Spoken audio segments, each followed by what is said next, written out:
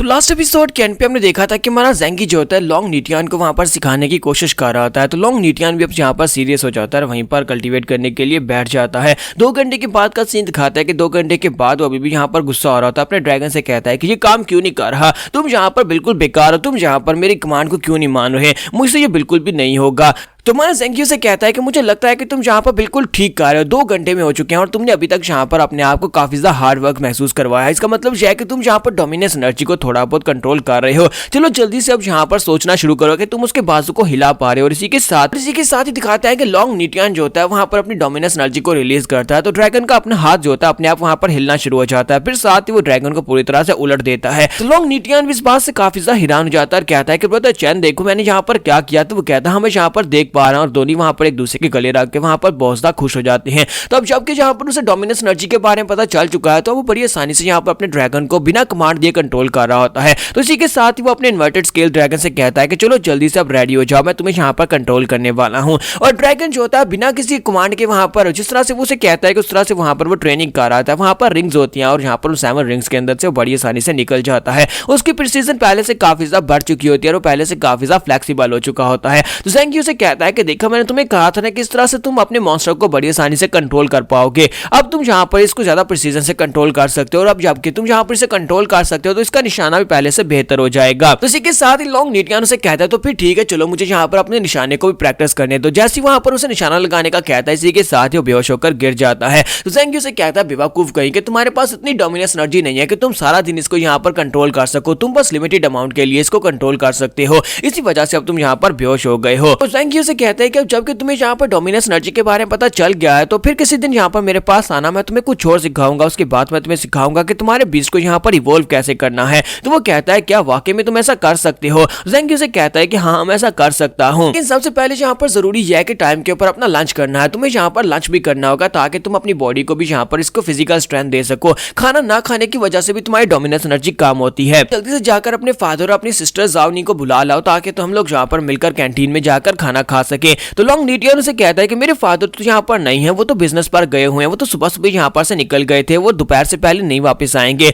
तो ज़ेंगी उसे कहता है कि वो कौन से बिजनेस पर चले गए, इस वक्त वो क्या करने के लिए गए हैं। तो लॉन्ग नीटियान उसे कहता है कि कल तुमने वो बंदा देखा था ना, वो व्हाइट बालून वाला, वो लड़का जो था वो उन्हें अपने साथ लेकर गया है। मुझे लगता है कि शायद वो किसी सेक्टर को बेचना चाहता है, यानी अपने सेक्टर को बेचना चाहता है और वो उनके साथ कोई डील करना चाहता है। ये बात सुनने के बाद ज़ेंगी चिल्लाकर उसे कहता है क्या वो मोचवार के साथ गए हैं, वो तो बंदा बहुत बड़ा कमीना और बहुत ज्यादा चालाक इंसान है, अगर तुम्हारे फादर उसके साथ गए हैं तो वो बहुत बड़े खतरे में है, यानी कि वो किसी वक्त भी लुट सकते हैं। तो यहीं पर से नेक्स्ट सीन जो होता है मोचवान का दिखाया जाता है। मोचवान उन मास्टर लॉन्ग को अपने साथ लेकर अपने सेक्टर में आ जाता है। वहां पर आने के बाद उसे कहता है मेरे सेक्टर की लोकेशन काफी ज्यादा एक्सीलेंट है, हालांकि सेक्टर काफी ज्यादा ओल्ड है लेकिन ये यहाँ पर से मेन मार्केट से तकरीबन 1 माइल ही दूर है, जो कि काफी ज्यादा कन्वीनियंट है। इससे बड़ी जगह तुम्हें यहाँ पर इस पूरी मार्केट में कहीं पर भी नहीं मिलने वाली। तो वो कहते हैं हाँ तुम्हारा सेक्टर तो काफी ज्यादा बेहतर है। फिर साथ ही उसे कहता है कि यहाँ पर लिविंग क्वार्टर्स है और यहाँ पर साइड के ऊपर किचन है, यहाँ पर कैंटीन है और सब कुछ उसे बता रहा था। तो मास्टर लॉन्ग उसे कहते हैं कि यहाँ पर तो काफी कुछ है। साथ ही उसे कहता है कि तुम्हारे सेक्टर में यहाँ पर कोई है क्यों नहीं, यहाँ पर तो कोई भी नहीं है। तो मोचवान उसे कहता है कि वैसे कि हमें यहाँ पर काफी सारा रश लगा होता है, लेकिन यहाँ पर क्योंकि हमें काफी सारे हाई लेवल के मिशंस दिए जाते हैं, इसी वजह से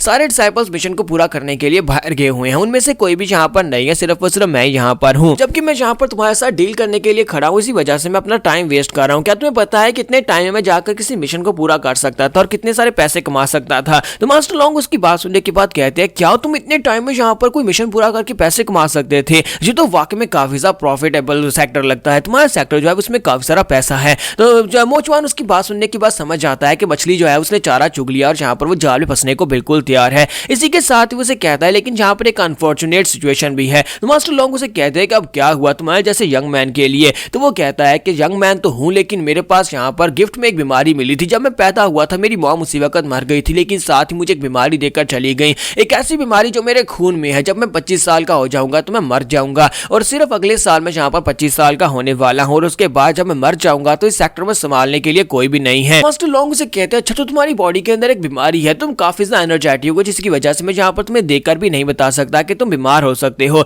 ये तो वाकई में एक बहुत ही बुरी बात है, बुरी किस्मत है। मोचवान उसे कहता है कि तुम्हारा बहुत बहुत शुक्रिया मेरी इतनी ज्यादा केयर करने के लिए, जबकि मास्टर लॉन्ग कहते हैं कि मैंने मैंने कब से तुम्हारी केयर करना शुरू कर दी। इसी के साथ उसे कहता है कि तुम्हें बहुत बधाई हो, तुमने यहाँ पर मेरे अल्टीमेट टेस्ट को पास कर लिया। मैं तुम्हें यहाँ पर लेकर आया था और इसी के साथ तुम्हें टेस्ट कर रहा था। मास्टर लॉन्ग कहते हैं कि इस बात का क्या मतलब है कि तुमने यहाँ पर मेरी पर्सनैलिटी को टेस्ट कर लिया। तो मोचवान से कहता है कि मैंने यहाँ पर अपना माइंड बना लिया है कि मैं यहाँ पर अब इस सेक्टर के जो लीडर का रोल है वो तुम्हें देकर जाने वाला हूँ, क्योंकि तुम भी यहाँ पर अपने लिए एक सेक्टर ढूंढ रहे हो, तो क्यों ना तुम यहाँ पर मेरे ट्वाइलाइट हाउस के सेक्टर के मास्टर बन जाओ और इस तरह ये सेक्टर तुम्हारा हो जाएगा, मेरे मरने के बाद जो तुम्हारा हो जाएगा। मास्टर लॉन्ग कहते हैं क्या मेरा, क्या कहीं तुम पागल तो नहीं हो गए? तुम यहाँ पर मुझे ये कैसे दे सकते हो? इतना बड़ा सेक्टर तुम यहाँ पर मुझे कैसे दे सकते हो? तो मोचवान उसे कहता है कि मेरे दोस्त तुम यहाँ पर इस सेक्टर को चलाने के लिए बिल्कुल परफेक्ट हो, तुम यहाँ का लीडर बनकर बिल्कुल ठीक रहोगे।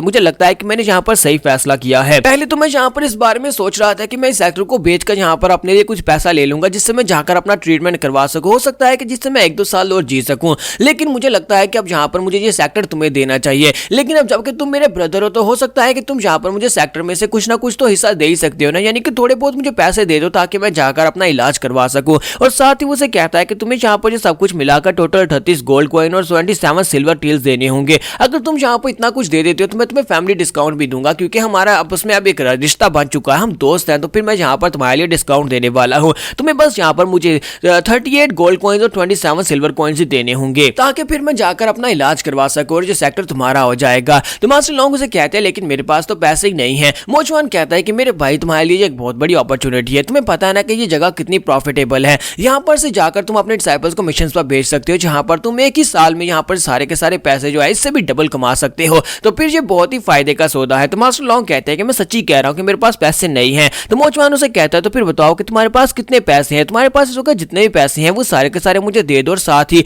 अपने कुछ रिश्तेदारों से या फिर जानने वालों से कुछ पैसे उधार ले लो और उसके बाद मुझे दे दो ताकि मैं अपना ट्रीटमेंट तो करवा सकूं। कि तुम्हारे बेटे के पास यहाँ पर एक किंग रैंक का स्पिरिट मॉन्स्टर है, तो इसका मतलब है कि तुम्हारे एंसेस्टर्स काफी ज्यादा अमीर हुए होंगे, उन्होंने यहाँ पर उसके लिए यहाँ पर किंग रैंक का मॉन्स्टर छोड़ा है। लगता है कि वो काफी ज्यादा अमीर रहे होंगे। चलो फिर ठीक है, तुम्हारे साथ मैं यहाँ पर एक और डील करने को भी तैयार हूँ। मैं यहाँ पर तुम्हें सेक्टर का इंचार्ज बना देता हूँ, जो सेक्टर तुम्हारे हवाले कर देता हूँ कि तुम्हें यहाँ पर साल के अंदर अंदर मुझे पेमेंट करनी होगी और हम दोनों यहाँ पर एक आईओ को असाइन करेंगे। तो मास्टर लॉन्ग उसे कहते हैं कि मुझे लगता है कि बस बहुत हो गया, तुम यहाँ पर अपनी ड्रामेबाजी को बंद कर सकते हो, क्योंकि हमारी कन्वर्सेशन यहाँ पर से कहीं पर भी नहीं जा रही। मैं तो बस यहाँ पर देख रहा था कि तुम यहाँ पर किस तरह की चालबाजी करने वाले हो, क्योंकि मुझे पहले पता चल गया था कि तुम यहाँ पर मुझे धोखा देने की कोशिश करोगे। मोचवान उसे कहता है कि इस बात का क्या मतलब है, तुमने कुछ गलत समझ लिया। मास्टर लॉन्ग उसे कहते हैं कि बस भी करो, तुम्हें क्या लगता है कि मैं गाँव से उठकर आया तो तुम यहाँ पर इतनी आसानी से मुझे बेवकूफ बना लोगे? यहाँ पर आने से पहले मैंने पूरी तरह से रिसर्च की थी, मैंने शहर की प्रॉपर्टी के बारे में बात की थी, यानी कि प्रॉपर्टी के बारे में मैंने सब कुछ पढ़ा था। यहाँ पर इसके इर्द गिर्द के जितने भी जगह हैं, जितनी प्रॉपर्टी है, सभी के रेट्स के बारे में मुझे अच्छी तरह से पता है कि यहाँ पर प्रॉपर्टी का क्या रेट चल रहा है। और यहाँ पर एक सेक्टर को खरीदने के लिए मेरे पास जितने पैसे होने चाहिए उतने पैसे मेरे पास मौजूद हैं। मैं यहाँ पर आने से पहले सारी रिसर्च करके आया था। मैं गाँव से उठकर यहाँ पर आया हूँ शहर में, ताकि अपने बच्चों के फ्यूचर को बेहतर बना सकूँ और एक सेक्टर स्टैब्लिश कर सकूँ, ना कि तुम्हारे जैसे लोगों के हाथों से यहाँ पर बेवकूफ बन सकूँ। रही बात यहाँ पर तुम्हारे सेक्टर के प्रॉस्पर होने की, कि तुम कह रहे हो कि तुम्हारे सभी डिसाइपल जो है वो मिशन के ऊपर गए हुए हैं और तुम यहाँ पर बहुत सारा पैसा कमा रहे हो, ये तो बिल्कुल बकवास है। मैं तुम्हारे रेस्ट रूम में गया था, जहाँ पर वॉशरूम यूज करने के बहाने से मैं गया था, और वहां पर वॉशरूम में जाकर मुझे पता चला कि यहाँ पर वॉशरूम तो यूज ही नहीं हुआ। इसका मतलब यह है कि तुम्हारे अलावा यहाँ पर कोई भी बंदा नहीं है, सिर्फ एक तुम ही हो यहाँ पर। जबकि तुम इस सेक्टर के बिल्स और लोन्स को नहीं चुका पा रहे, इसी वजह से अब तुम इस सेक्टर को यहाँ पर बेचकर भागना चाहते हो। तो यहाँ पर हम लोग अपनी एपिसोड 105 का एंड करेंगे। नेक्स्ट एपिसोड में देखेंगे कि मोचवान यहाँ पर क्या करेगा जबकि उसका सीक्रेट जो है आउट हो चुका है। तो एपिसोड की एक्सप्लेनेशन अच्छी लगी हो तो कमेंट करके जरूर बताइएगा, वीडियो को लाइक करना मत भूलिएगा। Thank you.